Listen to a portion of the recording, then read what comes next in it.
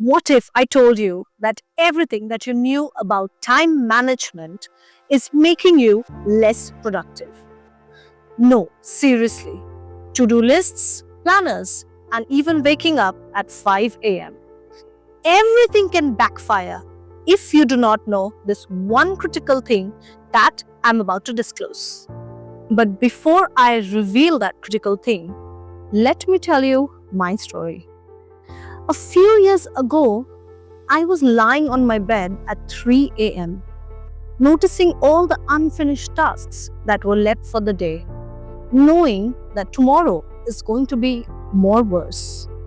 Next few minutes, I am going to share the exact strategies that I used from being overwhelmed to being calm, confident, and incredibly productive. And mind you, this is not any kind of generic advice that you would hear a million times. Years ago, I was working harder than anyone I knew, but it was never enough. My calendar was packed, my emails were overflowing, and I had no clue about where my life was going. The turning point came when I realized this.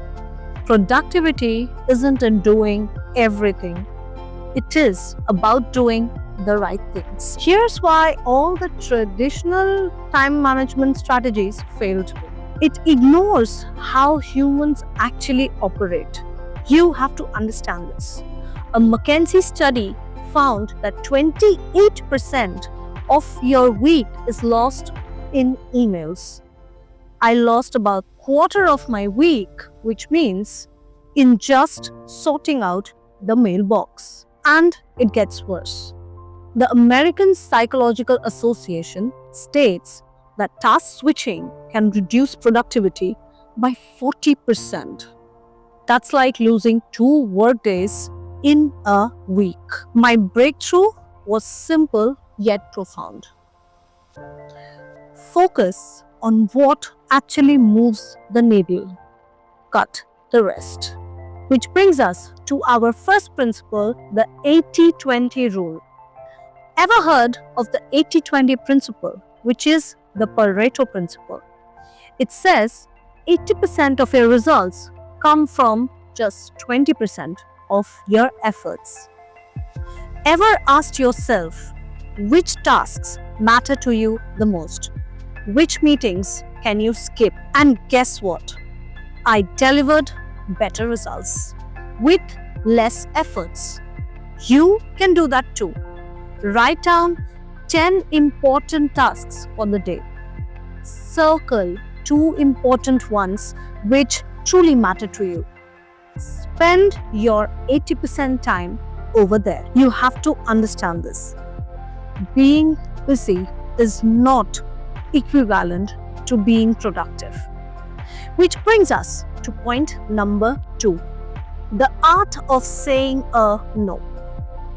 People fail to understand it is not just a planning problem. It is a boundaries problem.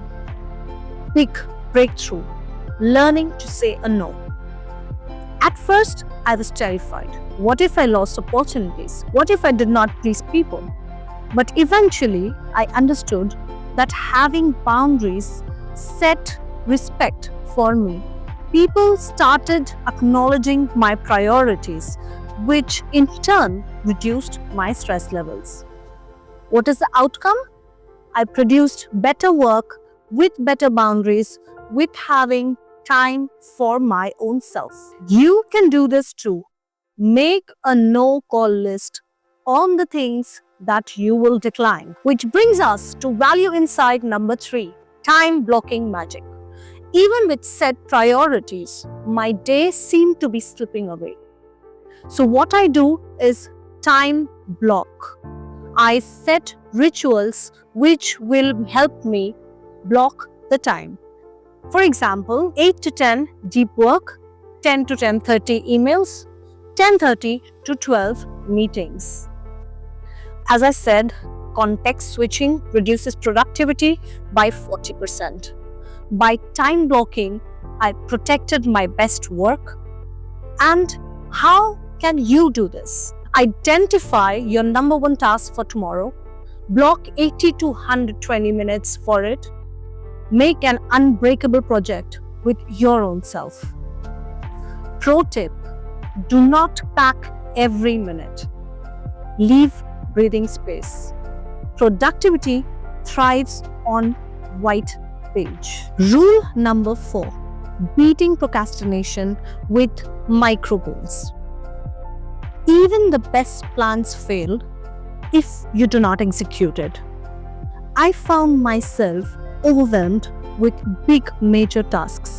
So what I did, I cut them short, and in turn of either doing one full presentation, what I focused on was first 3 slides. This is called the Zeigarnik effect. Our brains hate unfinished tasks and pushes us to complete them. What can you do to follow the Zeigarnik effect? Identify the next smallest task. Number 2, stick to that. Point number 5, systems beat goals. What I realized over a period of time, that goals weren't enough. What I needed was systems. So I developed a morning ritual. Say, create a 30-minute ritual to plan my day, weekly reviews, and a workday shutdown routine. These systems helped me wind down and just get everything together. To make good habits go automatic, how you can help yourself is start with a 5-minute daily planning, Friday weekly reviews, and a 1-day work shutdown. Productivity is not a one-time fix. It is a habit you cultivate. So let's go back to that question. What if whatever you knew about productivity was absolutely wrong? A recap: it is not about doing more. It is about what matters, doing the most. Went from burnt out and overwhelmed to being extremely calm, confident, and successful by following these 5 strategies. Let me read that out for you. I prioritized ruthlessly. I set boundaries. I blocked time for deep work. I beat procrastination with micro goals. I built systems. And you can too. Imagine sleeping at night with the thought of all the tasks that you had decided for the day are finished. Doesn't that sound peaceful? If you have resonated with this video, please hit the like and subscribe button. Until then, I'll see you.